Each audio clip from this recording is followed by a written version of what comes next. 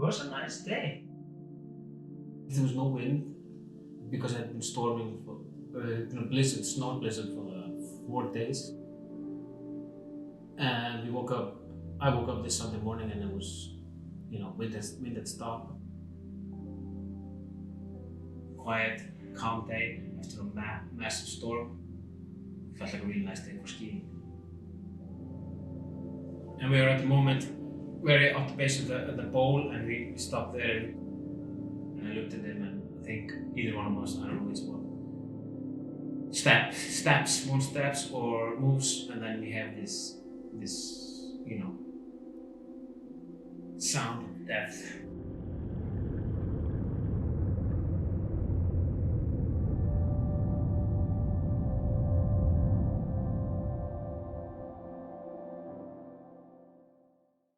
It was just going to be a casual Sunday ski.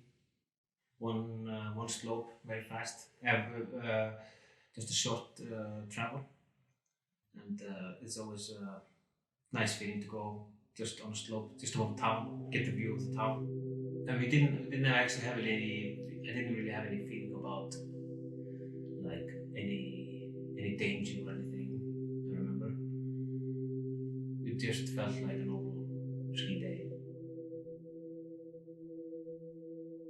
I had been skiing in the morning, and I thought it was so nice that you wanted to do another one, quick journey up the mountain above town. Yeah. Maybe it was because it'd been stormy for 4 days before. Yeah. And nobody could ski. But as soon as we started getting into the steeper part, and I was starting to think that okay, maybe we should just have a look at the snow, how the snowpack is doing. Because you never can be too careful, but I didn't really think about it. I didn't have like a gut feeling about it. There was something wrong, or we weren't going into danger. So we did a pit and we did like a snow test, and it came out clear. But there was very little snow where I dug the pit, So after that, we were alright. I convinced myself, alright, I'm fine, we're fine. Let's continue. And then we came to this. I think we were probably 20 meters or 30 meters from the top. It's like a shelf to get on top of. And before you get to the shelf, it's like a little bowl you have to traverse into. Very at the base of the bowl, and we stopped there, and we stopped, and we had the skis on now, with the skins on, so we were hiking mode, and we just stopped there, and I looked at him, and I think either one of us, I don't know which one, steps or moves, and then we have this crack, sound of death.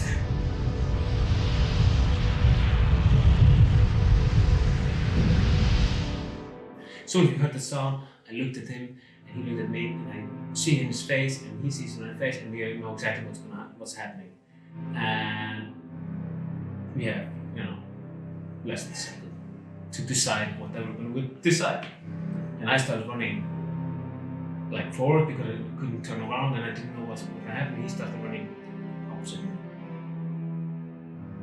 And then I still remember when I started walking and I started just seeing just walking, focusing in front. I had like tunnel vision. I noticed everything's black. I had like this, and then I just started seeing like snowflakes come here, and then it's like you just see black.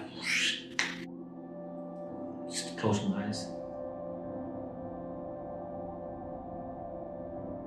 Yeah, I was just, the snow probably went over the back tip of my skis or something. Because I was just on the edge of it, but I got away. But then I looked back and there was gone. I remember having like conscious few times when I was tumbling. And then all of a sudden I just stopped. And I had my face lying down on the snow. And yeah. And then I just, okay. What now? Yeah, I thought, oh shit. Yeah, I don't know what more I thought, but I thought, yeah, this is not good. the first thing I did was I don't remember in what sequence it was, but I think I was doing it at the same time. But maybe I just like called rescue, took my phone, called rescue, and at the same time I was taking off the skins from my skis, and I just threw it in my jacket or something, and attached my heels and skied down.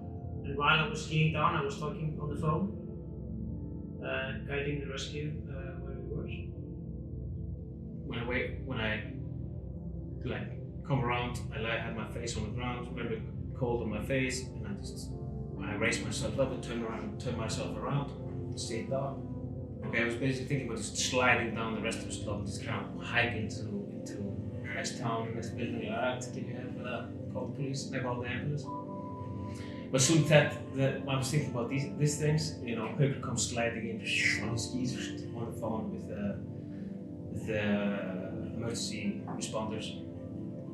And as soon as I see him, he comes into view. As soon as I see him, and it's just like, you know, it's a kind of sigh of relief, like, okay, he's fine. He's okay, he's skiing, he's on the phone. Right, calm, okay, and then just calm all the down. The snow was, it was almost like a slaughterhouse. The snow was pretty red all over the place. I see a hole in his head, or it's like his scalp, or like his skin is ripped. And they were asking like, yeah, like how big is it? And I was like, yeah, it's like the size of my iPhone. It was pretty big. I met Vidar a long time ago, so I know him and I knew him, but it was just like a few weeks before that accident that we were together in a wilderness first response, and then like a few weeks later I went on my first search and rescue call, and that was Vidar there. And he was just sitting there, calm and bloody, with some wound on his head, and our part was just to prepare to carry him down the mountain. And it was all snowy, so we were just, you know, doing the rope things, making it secure, and dragging him down the mountain, you know, once he was in the stretchers. So my part was pretty much just getting him down the mountain. And I remember the EMTs banned them not to cut my jacket off. They were about to snip the jacket off. I was like, this, don't do that. The living was better. En ég var hrein svo eftir. Já. Shit.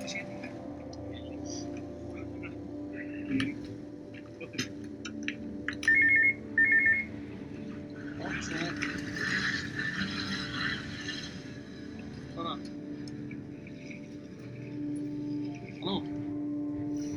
Kör. Kan vi stå med? Ja, klart.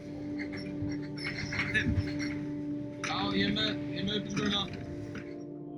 I was driving home when my phone went off and I got a text that said there was an avalanche that hit 2 skiers above the town.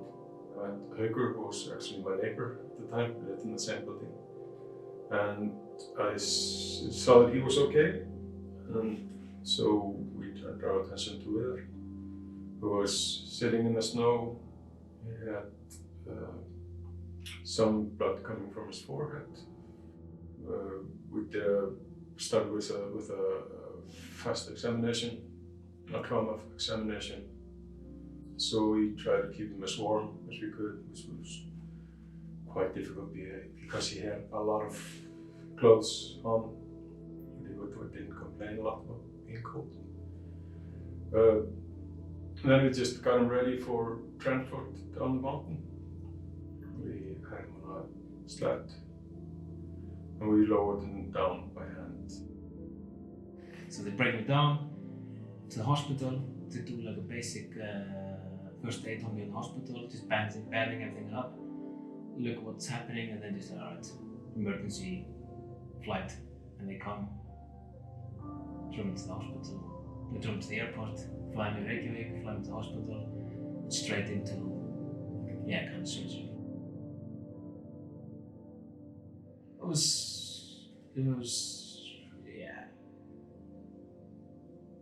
it's so I was paralyzed, temporarily paralyzed in my arm, in my right arm. My nerve broke, so I had like this limp hand. It took probably a year and a half to heal, so I could get back to work. I think it was quite like to come out of it as good as you did. You can always learn from accidents like that, and just shows that proper equipment should always be worn. You're not cool when you're dead. If you die like this, it's not cool. Yeah, ski again, but I still have.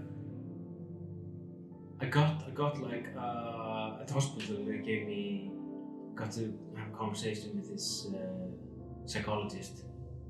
It's actually very important that you just somebody comes in, check on you, like alright, this happened to you, and just tell me about it, and you just tell me about it, and you just talk about it, just to get it out. Well, at least I need to do some serious mind tricks and recovery if I want to go, if I want to be the same spot I was, like mentally, to going skiing steep stuff and going to these sketchy places, because I'm not there yet, and I don't feel like I want to do that. I'm not as brave skier as before. Find a way to go back skiing, I don't dwell a lot on of what happened. I don't think about it a lot. I went through that when it happened. Like when I'm in recovery, I went through all the what ifs, all the millimeter from death, millimeter from being paralyzed, all that thing. Everybody, oh, you're so lucky, and what happened if I had done this? What happened if I didn't do this? La la la. It's just like you start down that road, it doesn't end, So I just I have no regrets. So I just think about okay, this happened. I survived. I got up. Move on, let it be, and just trying to make yourself a better person with what you have.